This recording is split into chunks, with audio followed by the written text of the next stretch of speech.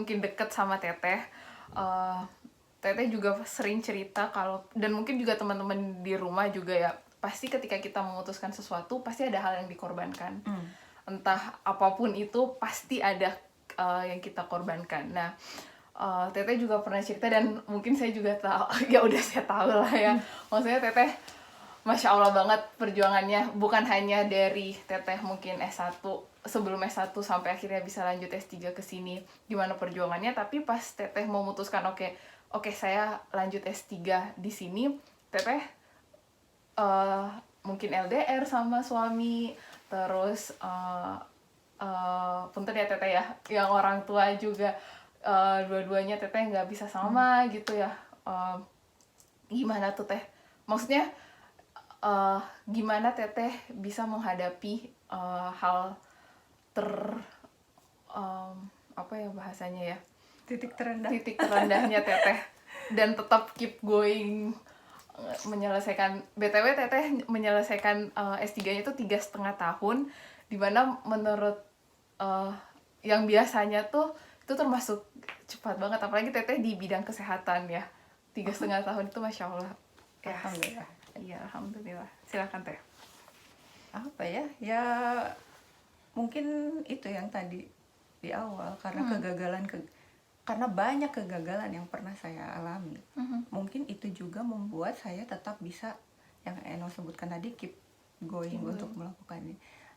Walaupun memang sangat tidak mudah untuk bisa bangkit gitu. Rasanya ya, awal datang sendiri berat, tapi adaptasi, kemudian sibuk di lab itu membuat cepet lah. Walau ya udahlah, dijalani aja, enak aja ternyata gitu. Ternyata enak aja. Oh iya, mungkin ini ada positifnya juga. Kalau saya dari awal udah bareng suami di sini, ya mungkin capaiannya bisa saja tidak seperti yang sekarang saya dapatkan, bisa juga.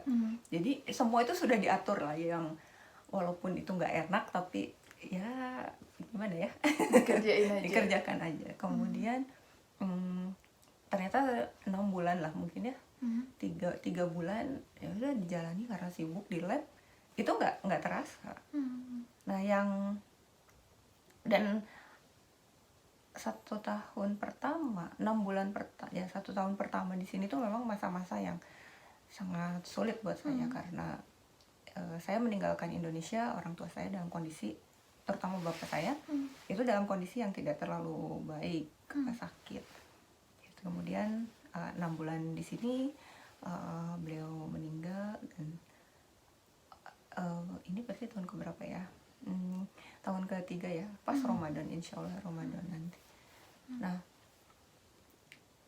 itu kehilangan terbesar menurut saya dalam hidup saya, karena saya cukup dekat dengan bapak saya, karena ya itu tadi, menurut saya bapak saya tuh galak, tapi menurut saya beliau tuh sabar. Yang tadi nganterin sekolah, nganterin daftar sekolah, kemudian saya nggak mau ya pulang lagi gitu, ya beliau tuh nggak marah saat itu, nggak marah. Hanya kemudian saya gagal pun nggak pernah marah, tidak pernah menunjukkan ketidak bahwa kecewa gitu, itu tidak ditunjukkan baik oleh ibu saya ataupun bapak saya. Kemudian ketika saya bisa lanjut sekolah, saya pernah berbincang dengan ibu saya almarhum. Saya bilang, gimana ya, dulu tuh saya susah ya mas sekolah. Terus ibu saya bilang, tapi semua itu udah terlupakan gitu, terhapus dengan apa yang bisa saya kerjakan hari ini. Nah, justru hal itu yang membuat saya tetap bisa berdiri tegak ya, kalau bahasa saya tuh, saya bisa berdiri tegak, dan saya selalu ingin menjadi pemenang untuk diri saya sendiri. Mengalahkan, kalau kita terpuruk itu menurut saya satu kegagalan justru. Jadi ketika saya mengalami satu ujian, ya satu-satunya cara adalah saya tetap harus berdiri dan menjalankan itu. Dan mungkin karena pengalaman kegagalan itu, justru itu yang menguatkan saya untuk tetap bisa bekerja untuk bisa terus melakukan ini semua. Nah, kemudian di akhir tahun lalu 2018 ya. 2018 juga kemudian ibu saya meninggal. Itu pun juga saya sedang di sini, tapi ya sudahlah. Yang saya katakan waktu itu saya lagi jalan-jalan sama Yaya ya ada di sini. Ada sponsor di sini. Jadi yang saya katakan waktu itu saya ingat, ya udah hidup harus terus berjalan. Apapun itu hidup harus terus berjalan. Jadi ya sudah jalani aja, lakukan dan jalankan. Kemudian hal yang lain, mungkin itu juga jadi motivasi ketika saya ingat ibu dan bapak saya. Saya ingat waktu wisuda S2, ibu dan bapak saya kan datang ya. Ibu saya tuh maksa ingin foto di podium, kan ada satu podium. Jadi nunggu orang-orang selesai pulang, pokoknya ayo kita foto di situ. Enggak usah lah, bapak saya nggak mau. Udah nggak usah lah, nggak usah. So ibu saya bilang gini, nggak apa-apa katanya. Mungkin nanti kalau S3 kan nggak di sini gitu. Kalau S3 kan nanti nggak di sini, nanti kita nggak bisa foto di depan podium itu. Jadi itu S1 teh. S2. S2. Waktu S2 ini. Mungkin nanti S3 mungkin nggak di sini. Padahal saya belum niat tuh sekolah S3, tapi ibu saya udah bilang mungkin nanti sekolah S3 nggak di sini katanya sekolahnya. Kita nggak bisa foto di podium itu. Dan ya qadarullah, ibu saya juga tidak bisa menyaksikan saya S3 ya. Pasti insya Allah ya bangga, insya Allah. Aminnya Amin. Teteh, amin. Semangat. No, semangat. Aduh ya Allah, nggak tahu deh. Iya bismillah ya. Iya sih, tapi maksudnya kayak tiap kali dengar cerita Teteh, walaupun udah beberapa Kayaknya kali, udah berulang-ulang ya. Iya, tapi kayak masih selalu membakar semangat gimana saudari-saudari di sini. Iya kan, bener kan ya? Selalu membakar semangat. Oh iya bener. Nah, oke, lanjut. Iya sih, tapi maksudnya kayak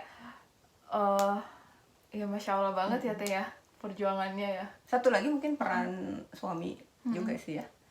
Peran suami saya yang menguatkan itu juga membuat motivasi saya. Jadi nggak pernah, walaupun saya gagal, nggak pernah bilang ya udahlah kamu udah sekolah di sini aja gitu, atau udahlah nggak usah tes IELTS lagi. Ini enggak, malah ayo belajar lagi, tes lagi, belajar lagi, tes lagi, diantar lagi. Makanya ya salah satu mungkin support juga lah. Iya, mungkin karena orang-orang sekitar Teteh tahu sebesar itu keinginan Teteh buat lanjut sekolah. Ya, mungkin atau mungkin karena justru beliau-beliau itu yang mendukung ya. Sebenarnya mungkin keinginan saya nggak sebesar itu, tetapi karena banyak dukungan, jadi itu yang membuat support systemnya. Ya, support system. Dan ada satu lagi guru yang saya juga pernah cerita ya, kayak yang dulu saya bekerja dengan beliau di rumah sakit. Nah, beliau juga salah satu support system yang luar biasa buat saya. Dan ya pada akhirnya saya juga nggak bisa ketemu beliau lagi karena ketika saya di sini beliau juga meninggal. Itu sudah seperti pengganti bapak buat saya. Itu juga saya sangat kehilangan beliau juga ya. Itu juga support system beliau tuh memberikan support tuh luar biasa deh. Jadi banyak lah, suami, keluarga, saudara-saudara. Ini saudara-saudari di sini juga support system buat saya. Support system selama saya sekolah ini adalah warga Chiyoda. Terus pada nyari Chiyoda tuh di mana gitu. Lokal. Obrolan lokal ya. Tapi iya sih, berkaitan juga sih buat pertanyaan selanjutnya. Teteh kan alhamdulillahnya Teteh berada di sekeliling orang yang benar-benar support Teteh, mendukung Teteh, walaupun mungkin mohon maaf ya, mungkin ada yang maksudnya karena walaupun Teteh perempuan tapi suami Teteh, terus orang tuanya Teteh juga, rekan-rekan kerjanya Teteh juga benar-benar kayak mendukung Teteh buat bisa sampai ke posisi ini gitu. Padahal Teteh istilahnya nih ya, mohon maaf, kayak maksudnya istilahnya perempuan gitu. Karena kita juga nggak bisa memungkiri, mengabaikan bahwa ada juga orang-orang di luar sana yang nggak disupport kayak gitu, perempuan-perempuan di luar sana yang nggak disupport seperti Teteh gitu. Kayak misalkan dia, misal nih ya Teh, sebenarnya nggak harus maksudnya nggak harus sekolah tinggi sih buat jadi orang yang berilmu, tapi setidaknya kita tuh bisa hidup karena, kalau menurut saya Teh, kita tuh bisa hidup karena kita punya tujuan. Dan yang buat kita lebih, apa ya bahasanya, lebih hidup tuh karena kita punya nilai yang kita mau perjuangkan, ya kan Teh? Jadi kalau misal nih di luar sana ada perempuan-perempuan yang nggak harus sekolah tinggi sih, tapi ada perempuan-perempuan di luar sana yang harus istilahnya dipadamkan nilai-nilai yang ingin dia perjuangkan sama orang-orang sekitarnya tuh, pandangan Teteh kayak gimana? Ya cari hal lain yang bisa kita perjuangkan dan lakukan. Jadi misalnya apa ya? Misalnya saya kasih contoh, misalnya, maaf ya adik saya. Ya, contoh misalnya adik saya, maaf ya sama adik saya nih, saya minta maaf diceritakan sedikit ini. Adik saya itu seorang apoteker. Ya, kemudian mungkin cita-citanya lebih tinggi dari saya untuk bekerja sekolah. Karena cita-cita saya sebelumnya, saya ingin sekolah, saya senang kesehatan masyarakat. Tapi sebetulnya cita-cita saya simple. Ketika saya menikah, saya ingin jadi ibu rumah tangga. Jadi panutan benar-benar. Jadi ketika saya menikah, saya pernah mengajukan ingin berhenti. Padahal saya sudah pegawai negeri kan waktu itu. Kata saya, udahlah saya berhenti aja ya gitu. Terus kamu mau ngapain? Saya mau di rumah aja. Di rumah mau ngapain? Ya kerjakan hal yang lain lah, apa gitu yang bisa saya kerjakan di rumah. Tapi ya kadarullah ya, takdir kembali ya, saya akhirnya ya seperti sekarang lah, saya tetap harus bekerja. Nah tapi itu berbeda dengan adik saya. Adik saya ingin bekerja tetapi lingkungan tidak mendukung untuk itu.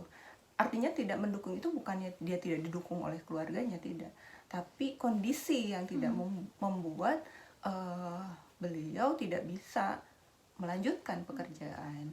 Banyak hal, ada anak, kemudian anaknya sakit dan lain sebagainya, tidak ada yang mengurusi, dan pada akhirnya memilih untuk ya udah tidak bekerja, tidak bekerja dan tidak melanjutkan sekolah.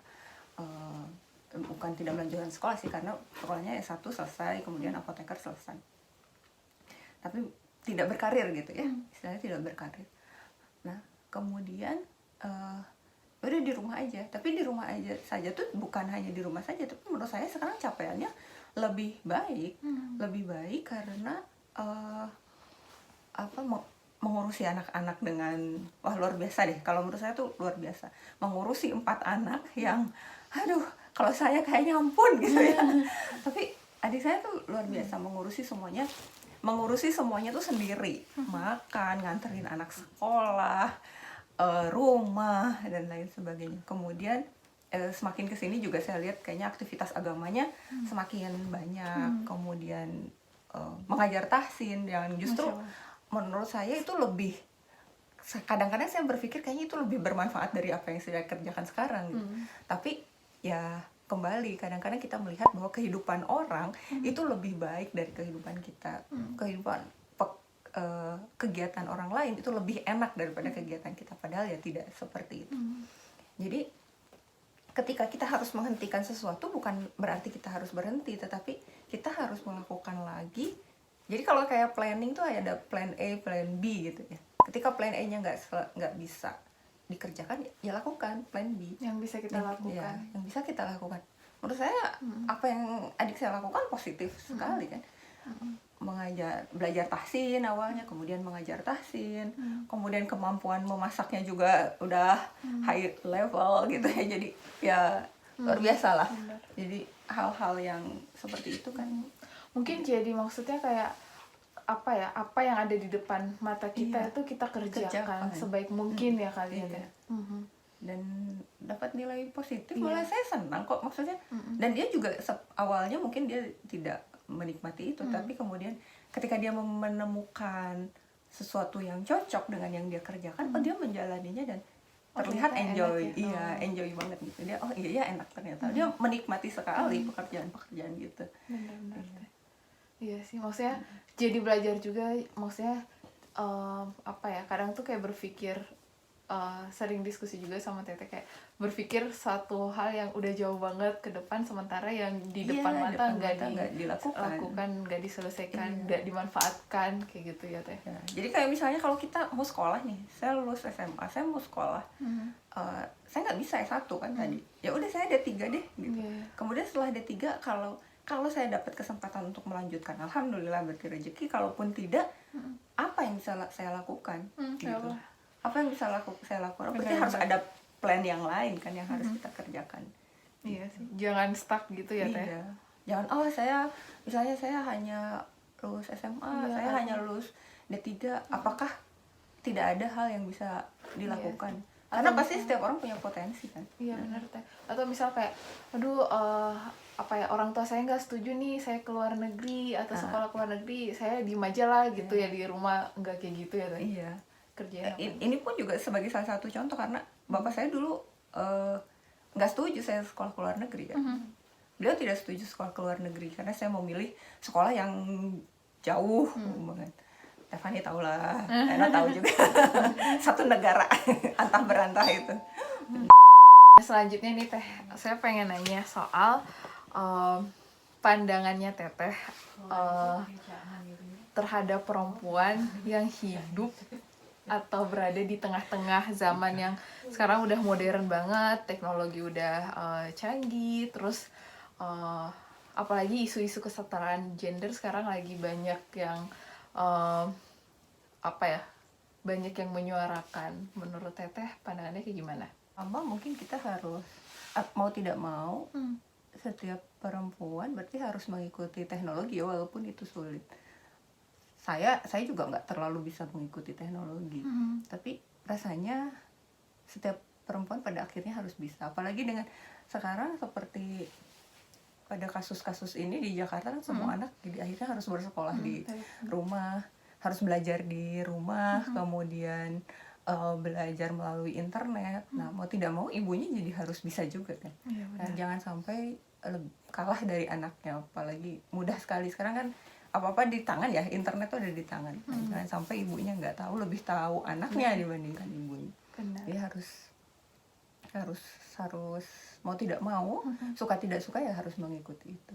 Kemudian mengenai kesetaraan gender tadi, kalau saya sih berpendapat bahwa kesetaraan gender itu bukan berarti harus sama antara laki-laki dan perempuan. Tetap ada porsi yang ya bisa dilakukan laki-laki, ya lakukanlah oleh laki-laki, yang harus dilakukan oleh perempuan ya lakukanlah oleh perempuan. Persamaan dalam pendidikan, misalnya laki-laki bisa menempuh pendidikan tinggi, perempuan bisa menempuh pendidikan tinggi, ya setuju. Itu sih memang ya tidak terbatas pada gender ya.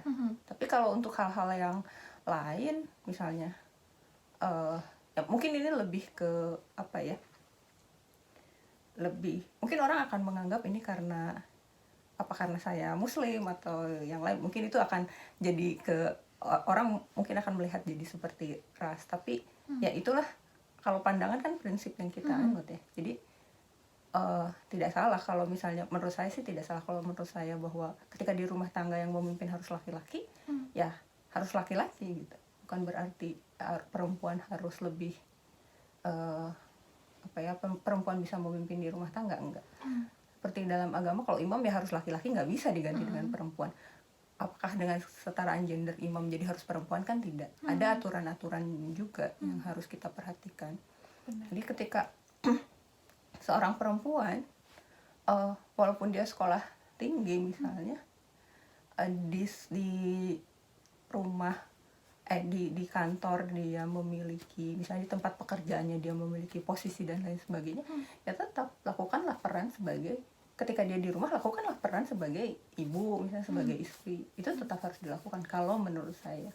Mungkin orang bisa berbeda, tapi menurut saya kesetaraan gender itu bukan berarti harus sama persis untuk antara laki-laki dengan perempuan. Ya, karena ya ada hal-hal yang kita sebagai perempuan tidak bisa lakukan. Ada juga hal-hal yang laki-laki tidak bisa juga kerjakan. Nah, hanya mungkin yang harus ditekankan, perempuan itu kan kadang lebih pada perasaan ya. Kalau kita mau mengakui kesetaraan gender, ya cobalah berpikir juga seperti laki-laki.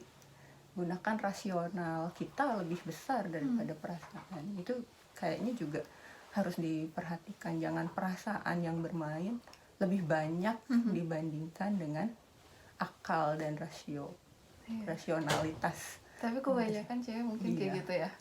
Makanya jangan baperan, jangan terlalu baperan.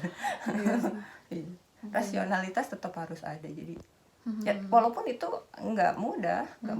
Saya pun kalau misalnya berusaha untuk rasional, berusaha untuk rasional, walaupun tetap perasaan ada bermain. Iya, benar. Iya. Itu sih kalau menurut saya. Iya, Teh. Iya sih. Nggak tahu mau menanggapi apa. Tapi apa ya? Mungkin orang-orang yang mengangkat isu ini ya tentang kesetaraan gender, nggak tahu ya, sepengetahuan saya mungkin nggak hanya dari sisi keluarga ya, tapi mungkin dalam pekerjaan, apa ya, suara dalam mengambil apa bahasanya ya, tapi nggak tahu,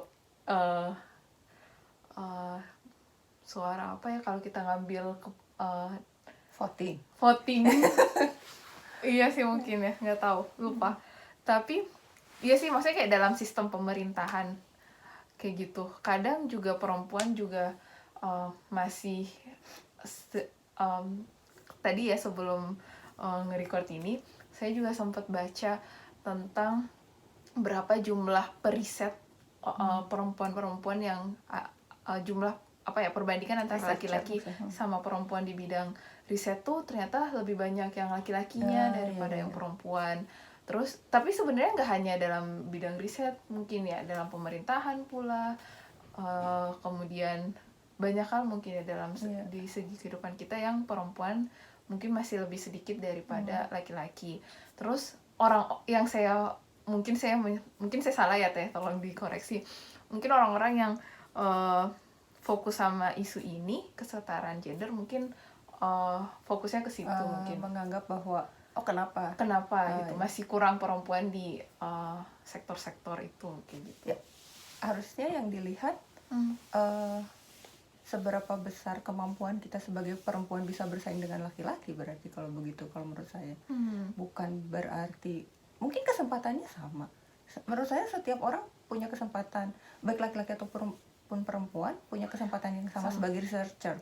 Kemudian baik laki-laki atau perempuan punya kesempatan yang sama untuk menduduki misalnya untuk berkiprah di politik misalnya ya. Apalagi kalau di Indonesia ada jatah khusus untuk perempuan. Tapi seberapa besar, seberapa kuat kita bisa bersaing dengan laki-laki, kan artinya bukan tanyakan diri sendiri. Iya, tanyakan diri sendiri. Jangan ayo kita minta disamain jumlahnya gitu researcher. Ya terus kalau perempuannya nggak mampu untuk itu, nah, kalau menurut saya keunggulan laki-laki karena mereka tuh ya itu yang tadi. Kalau saya sih selalu menganggap bahwa laki-laki itu lebih rasional dan analisis mereka bisa lebih tajam dari perempuan. Jadi seringkali saya merasa terkagum-kagum kepada perempuan-perempuan yang bisa duduk di politik misalnya, kemudian pintar sekali dia sebagai researcher, analisisnya sangat kuat. Itu sangat luar biasa. Luar biasa menurut saya. Jadi ya jangan minta disamain dulu kemudian kita tidak tahu kekuatan kita ada di mana. Iya. Ya Allah, Teteh bener mantap pisan. Oke, baik. Lebay deh, nggak salah, jadi kayak terbuka, ada ya ternyata pemikiran kayak gitu. Maksudnya kayak sebelumnya saya juga jadi kayak terbawa pemikiran bahwa ya sih kenapa orang-orang di DPR misal, kenapa laki-lakinya lebih banyak daripada perempuan. Ternyata ada pemikiran lain, ternyata tanyain dulu ke diri kita, bisa nggak ya bersaing sama mereka gitu. Saya kayak Eno nih, kenapa mayoritas laki-laki? Ayo Eno, berarti harus bisa mampu bersaing dengan mereka untuk masuk. Siap. Nah ini udah mau akhirnya nih Teh. Jadi saya pengen bertanya terakhir nih, prioritas hidup Teteh apa? Dalam hidup prioritasnya apa? Prioritas apa ya? jadi orang baik itu jelas ya. Mhm. Kayaknya kalau itu apa namanya, ya pengen selamat dunia akhirat itu mah kayaknya ini normatif banget ya.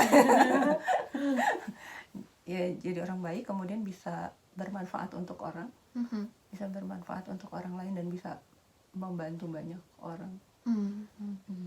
Jadi saya dulu punya anggapan bahwa ya udahlah kerja yang cukup aja gitu. Kalau cukup dapat uangnya 1, ya udah toh itu cukup untuk hidup saya. Tapi ternyata nggak begitu. Kalau kita dapat uangnya jadi 5, kita mungkin bisa banyak Ngasih bantu ke dan orang. ngasih membantu banyak orang. Benar Teh. Akhir nih, saya pengen nanya saran atau mungkin beberapa kalimat dari Teteh untuk perempuan-perempuan teman-teman di luar sana yang yang mungkin saja sedang memperjuangkan dirinya atau mungkin masih ada rasa ragu dalam dirinya untuk bermimpi hanya karena mereka perempuan gitu. Apa ya, mungkin terus semangat, jangan berputus asa. Justru awal dari semuanya itu adalah dari mimpi. Kalau kita tidak punya mimpi, tidak punya harapan, ya kita tidak bisa melakukan apa-apa. Tapi kalau kita punya mimpi, punya harapan, pada akhirnya kita akan punya motivasi untuk melakukan itu. Jadi justru jangan berhenti, tapi terus berusaha, walaupun mungkin akan gagal, tapi terus berusaha. Mungkin kalau 1 kali gagal, coba lagi yang kedua, coba lagi yang ketiga, mungkin di yang keempat, di yang kelima, di yang keenam kita akan berhasil.